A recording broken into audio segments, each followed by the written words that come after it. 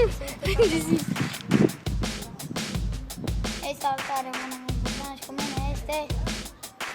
Haide, mă! Nicolas, cu țăranul. Da, așa... Trebuie să jucăm adevăr și provocare. Eu sunt... Haide! Alege adevăr sau provocare. Te provoc să stai cu piciorul în topul ăla, dacă îl vedeți, portocalie. Stai, bă, stai să te vezi. Haide!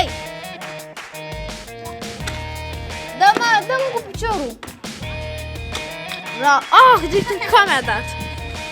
Uitați asta acolo tot. Haide, acum... Aha, baterie zdravă. Lasă! Gata. Cât mai am? Cât mai am? 20 la 1000. Lasă! Nu știi ce fac? Lasă. Haide. Adevăr. Stai. Adevăr.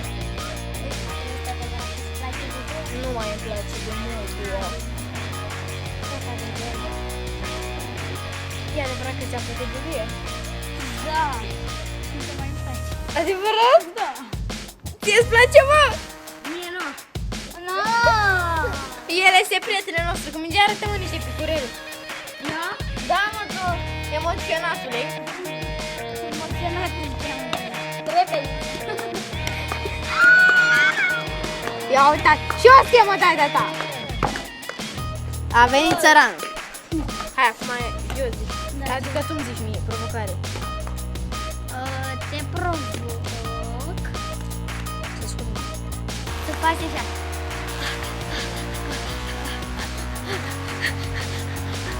Da.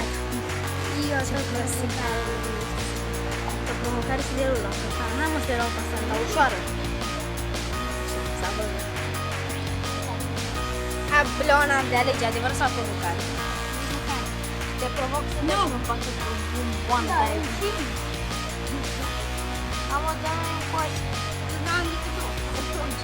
Dă doar una mie. hai, Leona, că ai o grămadă, ai și mine, una și două. Uitați egoistul, ăsta e cel mai Hai, egoist. de ce mai egoist? Știu. Știu, Hai, alege Bogdane sau cine era să pună? Cine era să pună? eu tu mie. Da, alege. Provocare. Te provoc să dai cu pumnul. Dar nu chiar tare. Încă o dată, să vadă aici. Adevăr. Este adevărat Ia. că ai părul foarte mare? Am nici chiar mare. Mare, da. Așa, da. În fine. Uitați și părul ăla cât de mare este. Care l-avea aproape cel mai mare. Prepeliță. Prepeliță, da. El e Leonard. Ia zi-mă, prepeliță. Ia, spune-mă cu oricum nu vede nimeni. Spune sfeclă. Serios, că eu după ele șterg. Sfeclă. Așa spune, sflecă. Hai mă, spune. La prepeliță spune Ce alegi? prepeliță. Alege. Tu trebuie să alegi. Ah, da.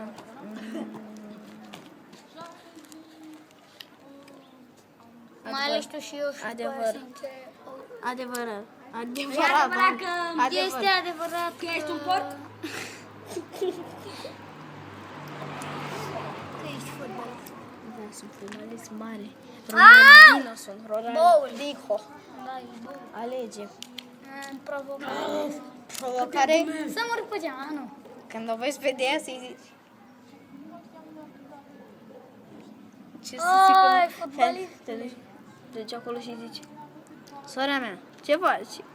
Așa zicea sora mea. Da. Ce faci? Aici s-a apropie de ea. Băi, ataci mă, stați, să nu vadă nimeni. Hai, Bogdane, du-te. Da, unde? Acum, du-te acum, că să vine zi, sora mea, ce faci? Zi. Haide, mă. Eu. Cam atât pentru ziua de azi. Am fost Bogdan Și Nicolas.